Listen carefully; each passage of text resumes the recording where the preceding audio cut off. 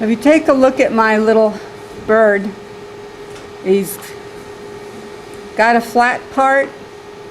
Yours needs to have a flat part for it to sit on. That's where we're going to form the whistle works.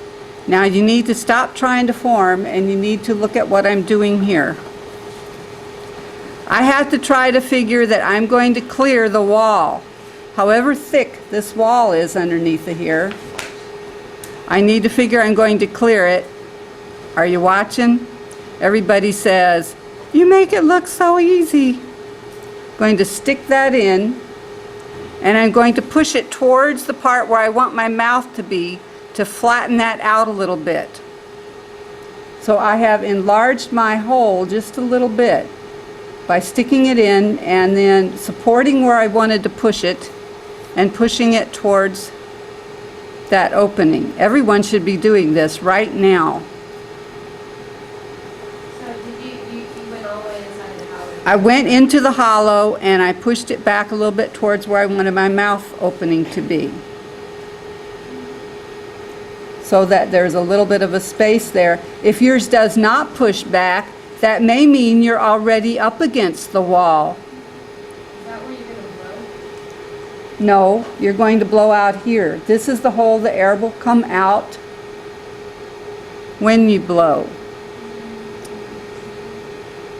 I'm going to count to 10 and I'm going on to step number 2. 1, 2, 3, 4, 5, 6, 7, 8, 9, 10. Now there's several ways to make this wedge here. This has to be a wedge. Right now, if you look in there, you'll see it's very square. So please watch. At an angle like this, to the bottom of my clay, I'm at an angle like that. Watch what I'm going to do with it at that angle. I'm just going to push it down, not down, but slide it in so it's still at that angle. And then I'm going to take that, are you watching? I stood my stick up and pressed it towards the back. So you figure out this angle, you get right at the tip of that, slide it in, and then push that away towards the part that you flattened previously. You don't want this hole here to open up too wide. It shouldn't be any wider than mine is, which is a square. Usually you don't want it to be square. You want it to be more like a letter D. But when I look in there now, this should be at an angle, and mine is not. Would you look here a second? Can you see that this is pretty flat right here?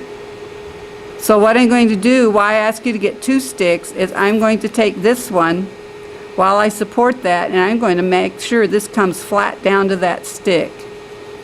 Nice and flat and wedge shaped. So if you look up here a second, now you can see, with a few minor exceptions, that's a pretty pointed little wedge in there, and pointed is what it has to be. This little wedge is pretty pointed. This is tricky. I guarantee you won't be able to do it if you're not looking. It's going to happen quickly. Where you have this little slant right here, you kind of follow it. See how I'm supporting at the end? I'm laying this along that slant, and I'm going to push this until it comes and touches my finger. Then I'll move my finger and support this on either side, poke that out and clean it off. Then I'll pull it back out carefully, and if I try to blow on it, I'm pretty sure it won't blow because I think this little wedge needs to be lifted up just a little bit. It's almost blowing. Sometimes this needs to be flattened a little bit more because it doesn't get flattened. Sometimes this needs to be lifted a little bit more, and I think I need to lift it just a little bit more. Because if you look through, if you sight it, so you're looking straight down through here, See the white of the paper down there? See how the top of this little, my slant lines right up with the bottom of the hole at the end of the paper? That's what should happen. When your little wedge and the other end of the open hole line up, you know it's probably going to whistle. And it does.